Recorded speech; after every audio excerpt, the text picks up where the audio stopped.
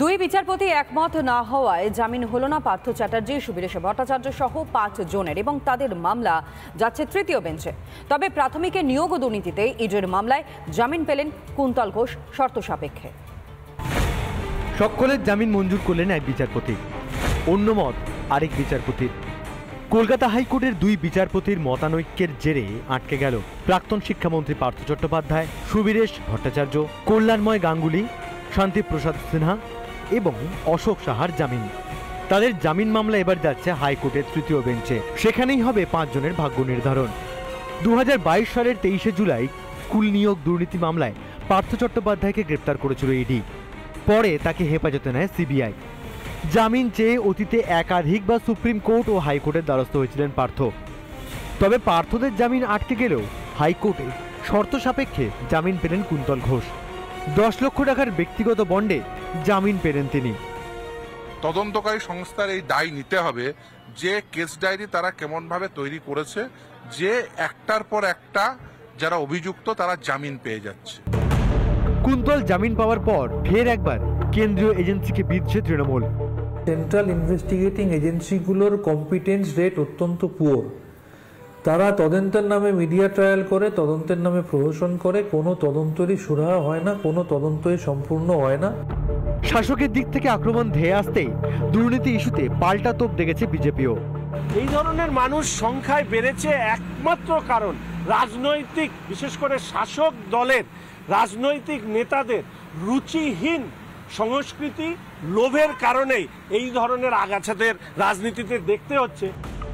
তবে রাজনীতির এই আকচাকচিতে কোনো আগ্রহ নেই হকের চাকরির দাবিতে এখনো পথে বসে থাকা চাকরি প্রার্থীদের। কিভাবে আমরা আমাদের চাকরিটা আদায় করব সেটাই মাননীয়ার কাছে আমাদের করো জোরে অনুরোধ। আমরা চাইবো মাননীয়া যাতে আমাদের প্রতিও সহৃদয় হয়ে আমাদের ওপর একটু কিছু বিচার করে। কবে মিলবে চাকরি? কবে হাসি ফুটবে মুখে চাকরি প্রার্থীদের? নাকি এভাবেই পথে বসে বসে কেটে যাবে দিন, মাস, বছর? আদৌ কি সদয় হবে সরকার? রিপাবলিক বাংলা। কসবা কাণ্ডের পর থেকেই গুলশান কলোনির নাম সামনে উঠে আসছে। আর এই গুলশান কলোনি নিয়েই বহু প্রশ্ন সাধারণ মানুষের মধ্যে, যেমন ভেড়ি বুঝিয়ে তৈরি বহুতল, আর সেসব নির্মাণে বসবাস শুরু বহিরাগতদের। কসবার গুলশান কলোনি ছত্রে ছত্রে অনাচার। বেআইনিভাবে মাছের ভেড়ি বুঝিয়ে বহিরাগতদের অবৈধ আস্তানার চোটে বিগত 10 বছরে রুজি রুটি হারিয়ে ফেলেছেন এখানকার আদি বাসিন্দারাই। পাশাপাশি সরকারি নথি বলছে 2005 সালের পৌরসভার নির্বাচনে 108-এর ভোটার ছিল 16,690 জন, কিন্তু 2015-তে ভোটার বেড়ে দাঁড়ায় 33,000-এরও বেশি। হ্যাঁ, ভেড়ি দেখেছি, ভেড়ি ছিল, বড় বড় ভেড়ি ছিল, তো সব ভরাট হয়ে ওই সব ঘর বাড়ি হয়েছে। এখন ওই সব ভেড়িভূত হয়ে গেছে, স্বামী নেই, ছেলেরাও সব কাজ কাম আর পায়নি, জন্মজুরি খেটে খায়। রাজ্যের মানুষের রুজি রুটি তো কাটছেই, তার সঙ্গে বদলে যাচ্ছে পাড়ার পর পাড়া। কসবার গুলশান কলোনি যেন মিনি বাংলাদেশ। আগেই আমরা দেখিয়েছিলাম কিভাবে অনুপ্রবেশকারীরা নিশ্চিত ঠিকানা হয়ে উঠেছে এই গুলশান কলোনি। এবার মাছের ভেড়ি বুঝিয়ে বেআইনি নির্মাণের সঙ্গেও বহিরাগত যোগের বিস্ফোরক তথ্য উঠে এলো রিপাবলিকের ক্যামেরায়। আমি যেখানে দাঁড়িয়ে রয়েছি আমার পেছনেই এই গুলশান কলোনির বাড়ি। 10-15 বছর আগে এখানে ভেড়ি এরিয়া ছিল।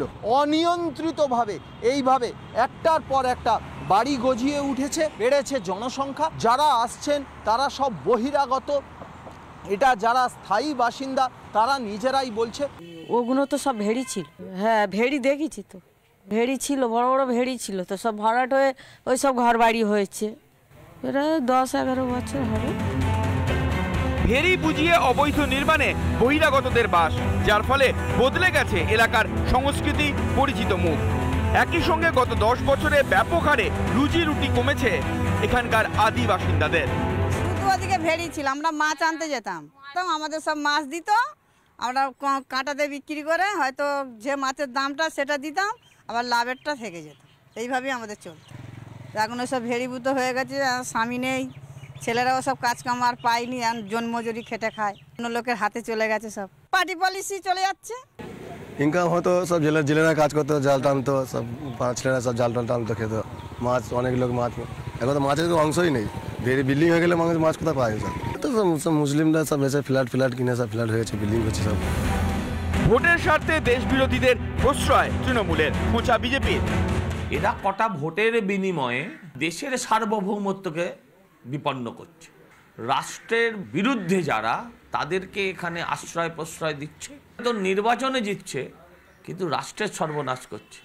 বেআইনি নির্মাণ নজরে এলে কলকাতা পৌরসভার আধিকারিকরা সেটা নিশ্চিত করে দেখছে। মাননীয় আবার অনুপ্রবেশের প্রশ্ন যদি করেন, একই কথা বলতে হবে, সেই অনুপ্রবেশের জন্য দায়ী বর্ডার সিকিউরিটি ফোর্সদের স্বরাষ্ট্র দপ্তর। সংবিধান, সরকার, পুলিশ, পুরসভা, গুলশান কলোনি যেন এসবের আওতার বাইরে, যেখানে আইনের শাসন নেই, বরং আছে বেআইনি কারবারের রমরমা, লাগাম ছাড়া অনুপ্রবেশ ও জমি দখলকে ঘিরে হানাহানি রাজনীতি, আর রয়েছে জনবিন্যাস বদলের তাগিদ। রিপাবলিক বাংলা।